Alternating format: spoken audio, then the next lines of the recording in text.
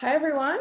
Welcome to the Educator Spotlight Series. I'm Maggie from Amplify, and today I'm here with Shad Lacefield, also Mario, and we are so thrilled that you could join us for this special look at our phenomena-based curriculum from the educator lens. Some of you may have heard of Amplify Science before or are currently piloting the program. We know that many of you are also learning about it for the first time. So before we begin, I'll tell you a little bit more about the program. Amplify Science was developed by the science education experts at UC Berkeley's Lawrence Hall of Science and the digital learning team at Amplify. The curriculum blends hands-on investigations, literacy-rich activities, and interactive digital tools to empower students to think, read, write, and argue like real scientists and engineers. But today is not just about Amplify Science. Our amazing educators have taken our curriculum to a whole new level, and they've come up with amazing and creative ways to connect with their students, increase engagement, and maintain hands-on investigations through remote learning. We could not be more impressed by them. And we hope that this helps you identify what's really possible when you bring Amplify Science into your classrooms. And with that, I'm going to turn it over to Shad Lacefield. Awesome. Thank you so much. And again, my name is Shad Lacefield. I'm a fourth grade science teacher in Fayette County. And with that comes the knowledge of a lot of experiences with online learning. We have actually taken 3 different approaches with online learning. When the pandemic first hit, we actually went completely asynchronous. So we found out, then all of a sudden it was like, hey, you're going to be teaching in this new format. It's going to be all asynchronous. You're going to be uploading content for your students with the intent that they're going to be able to do things, visit you if they need help in your virtual Zoom study hours, and then still be able to get everything turned in on time by the end of the day. After that, we went through a start of the school year, and that was synchronous. So then all the students with us at the same time, learning and being engaged in those conversations. And then currently right now, since we're going back to school, we are in the hybrid model, which is I have some students that are still virtual and then 20 students that are in my classroom. So with that in mind, I wanted to make sure I took this chance to maybe share some things that would be really beneficial and maybe helpful. I'm calling them the power-ups of classroom management and student engagement, primarily because, as you'll find out, I love to dress up as one of those strategies and tools. And Mario is going to be my character today as we play through the levels of asynchronous, synchronous, and the hybrid model. So yes, little intro music.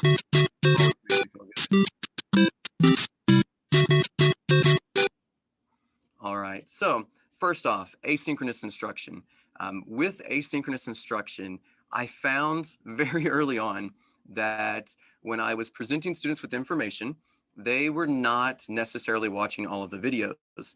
Amplify had done a great job of giving me resources and online materials such as books and simulations and models that students were using already in my classroom before I ever went asynchronous. So my students were already really involved in using technology to gain information and content knowledge about what we were studying. However, when we went asynchronous, I now had to present this new information for them in a way that they would find it fun and engaging and still gain new knowledge as we're continuing our last unit. Some students, or some teachers, I should say, ended up doing more of a review model during this time. Where they were just reviewing information, maybe some paper packets. But since Amplify had so much online resources for me to use, I wanted to challenge myself to just continue to teach. I only had that final unit that I was going to do. And so I wanted to see, can I do this? And so with that, again, I made these videos, but kids just weren't watching them. They just weren't paying attention to them, and I could tell. And you've probably experienced this before as well. You make the video, but really what happened was the kid logged in, since it's asynchronous, whenever they wanted to, and they clicked on the assignment. Maybe they read the directions, possibly not. They just went through, answered the questions, and then turned it in. So again, I was getting some really poor effort at work on these assignments. And so I wanted to up my game a little bit. So as you can see here, I started dressing up as different characters to introduce my content and my lessons. All right. Welcome, boys and girls, to Mr. Lacefield's science class. Now, you probably didn't know this, but as Mr. Lacefield has been teaching you about particles, he probably did not tell you. So yes, I was Captain America and we did particle collision. Sometimes I would really throw them for a loop and dress up as a character they would not have expected, like Queen Elsa. So, that's the end of the unit. Snow magic again. Great job. Proud of you all. How about I build a snowman? And so when I started doing these fun videos, my engagement went up, participation went up, and I could see that students were watching and gaining that new information. So just by adding a little bit of flair and costume to my video lessons that I were making for students as we were asynchronous, everything started to get a little bit better. So with that, that's the end of the unit. I went on and put some power-ups as well. So again, the mode of instruction I'm talking about is asynchronous. So this is where students are doing things without the teacher teaching them in person or in that virtual classroom, giving them that instruction. I loved the Amplify videos that Amplify was putting up. And when we actually went in person, there were a few videos that Amplify had, but there wasn't a lot. Now they have tons over every unit, every lesson. And I loved as they were uploading those, I would watch those videos beforehand and then kind of put my own spin and flair to it. Some of the graphics that you saw on my videos were using InShot, and I'll share a little bit about InShot later on. But it was just a fun way to add some graphics and things just to make it more interesting to the kids and easier for them as they're kind of used to watching videos anyways that are a little bit more engaging. And so as I assessed my students with asynchronous, I used the Google documents that were provided by Amplify. I really appreciated how Amplify made the connection with, we're using Google Classroom. So instead of just PDFs, like I have my Google Slides that I can go to the Amplify Program Hub and upload those directly into students' assignments to make those easy. I can edit those as well if I needed to shorten them or change anything. It's all really simple and easy to be able to do that. I also use Flipgrids as a really cool tool for students that I needed to see them interact with things. So if we were doing experiments or if they were working on a hands-on activity that I took from Amplify but made it to where they could do it at their home, I'd have them record Flipgrid videos. And so that would be a fun thing to do. So for examples, I was doing the waves unit in unit 4. They were needing to understand how sound can travel through different objects. So instead of what we were be doing at school, I had them go around their house and find toys or things that could make noise and then work on which objects did that sound travel through really well, very poorly, and then we were able to make that connection. And they did that all through those Flipgrid videos. We also Google quiz every Friday as well. And I just take the Amplify content and questions and I turn that into multiple choice questions or short answers for the kids to do. With asynchronous, another big power up that I definitely recommend is that communication tool. Our school is Class Dojo. Class Dojo is a great resource. It allows us to communicate with parents.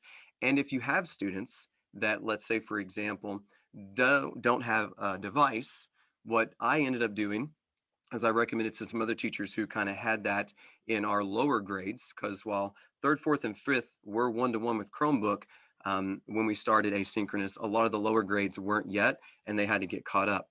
And so one thing that they were doing and I helped them with was they would do the paper packets, but we would send and make those videos on Dojo. So parents and students for the lower grades could still watch because you can upload those videos and content to parents on this this tool for you to use in your classroom with communication. And that way parents were still getting the new information and new content, but at the same time, they were able to still get the work done and the packets done that were being sent home for the lower grades. Some of the best feedback that I got on Dojo actually is parents were really enjoying that their kids weren't just doing busy work, they were still learning. And also their kids were really excited to see what I was going to be each day. And a lot of times those kids would do science first because they were excited to see what I was going to be. And even a middle school student started watching my classes because she was even like, hey, what are you guys doing today? We're doing, some stuff that it's not anything like what you guys are doing in elementary school. Like, I love that.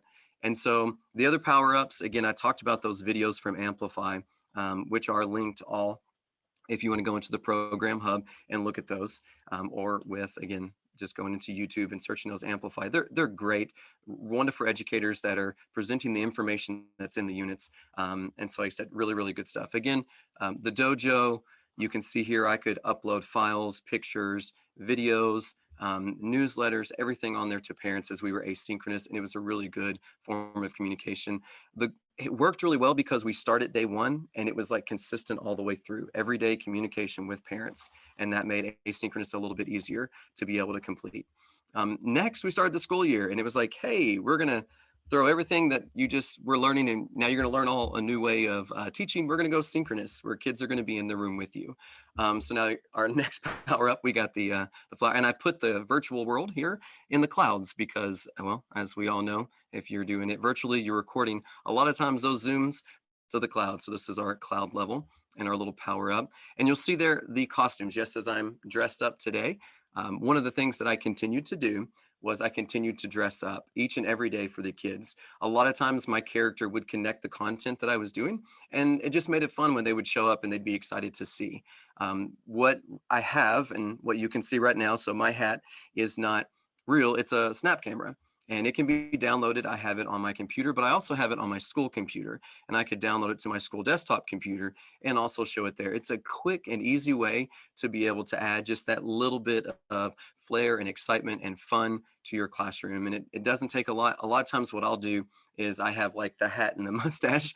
I know you're impressed, but no, not my real mustache, with some other costume pieces that I have. And it just makes that, again, fun for the kids, and they're excited to see me and what I might be each and every day. Another great thing was the connection that Amplify had with this program called Nearpod.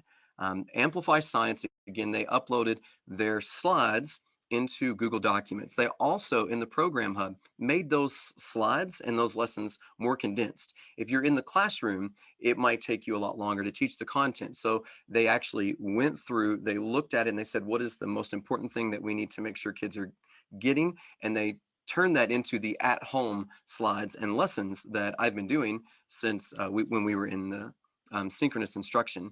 And so I go to and I open up my Google Slides.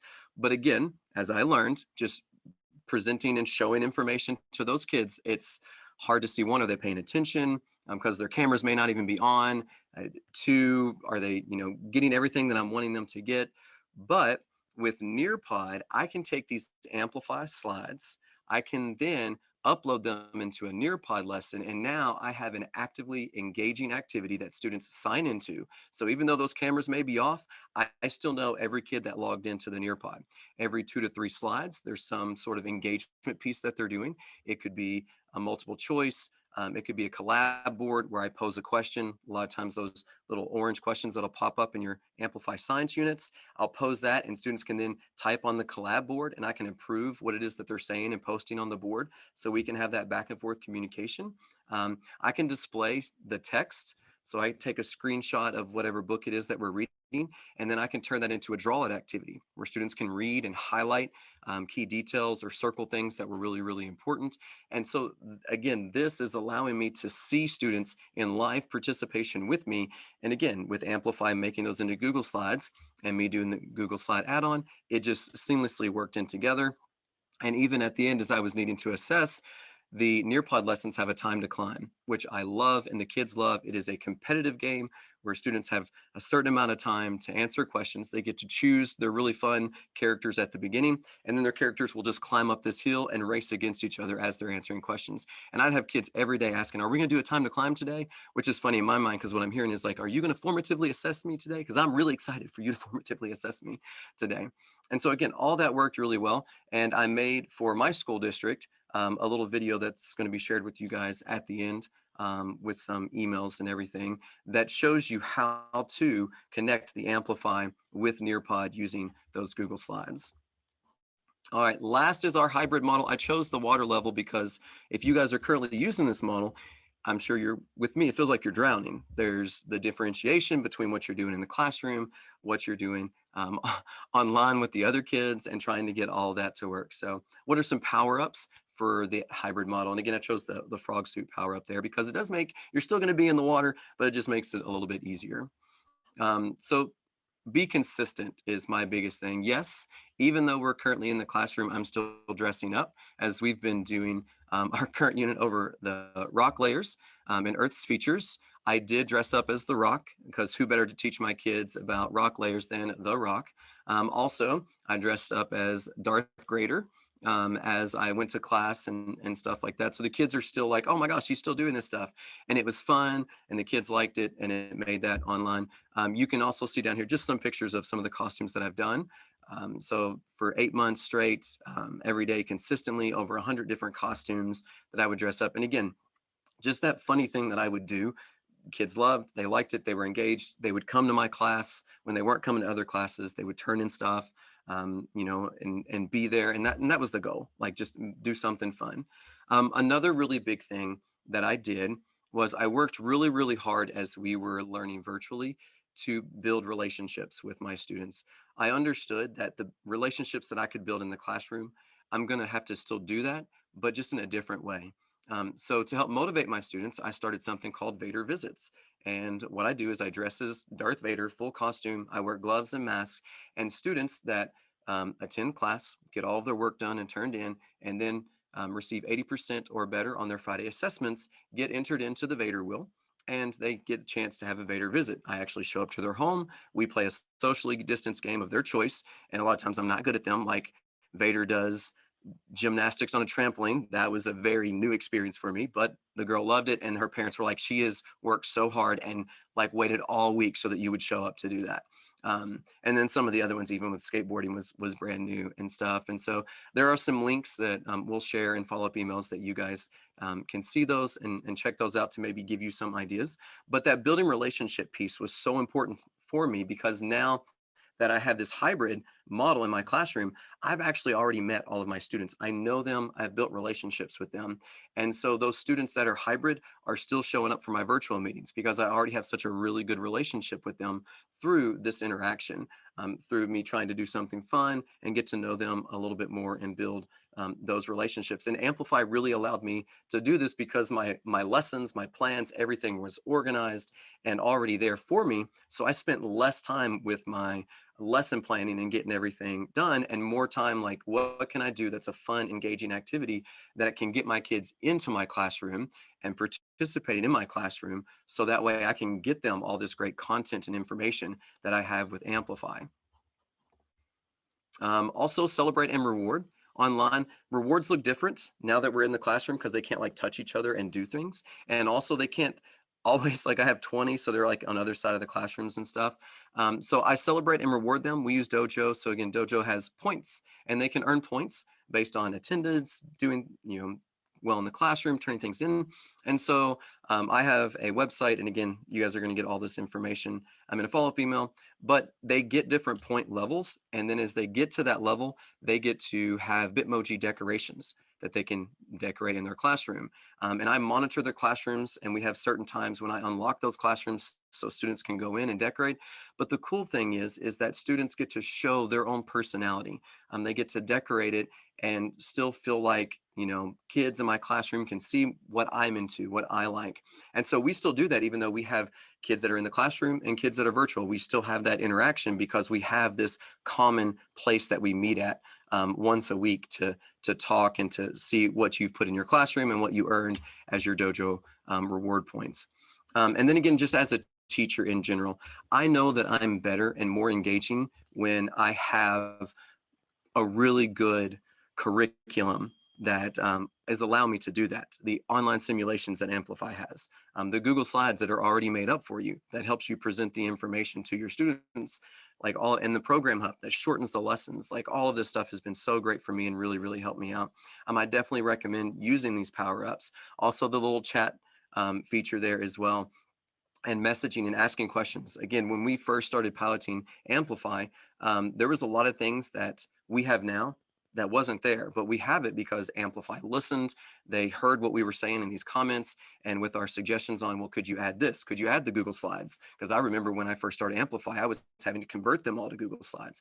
And I feel like they really do listen, and they are trying to improve each and every time that we give them more feedback on what could possibly help us teachers in the classroom.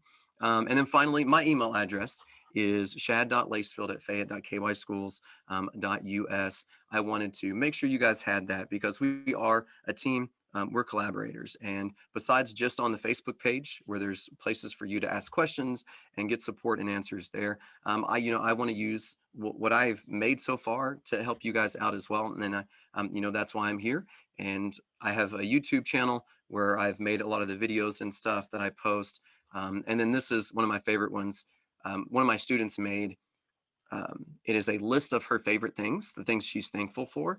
And she put school #1, which was crazy. And that she said, "Thank you for being the best teacher ever." And it was just like, oh, that's so cool that even in the virtual setting, because she did this back when we were all virtual, that her favorite thing, when a lot of, for students it wasn't, was coming to school, was what I was doing in my classroom. And that meant so much to her. And again, some of these links that you guys are going to get, I'll share real quick. So like I have the Character Educators, this is a website I'm trying to make that has this PowerPoint, has some other things that I've posted on there, the how-tos for parents and students, because I made tons of videos on Google Classroom, how to use Clever, and then also that InShot tutorial.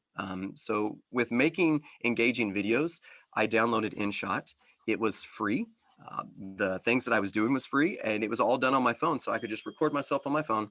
I could do this, and there it was. It was uploaded. It was fun. It was easy to add in graphics that were free. And then I could do it all for that was the big thing too. I have 3 kids at home. And so during this asynchronous time when I was making my videos, I couldn't sit at my computer all day long.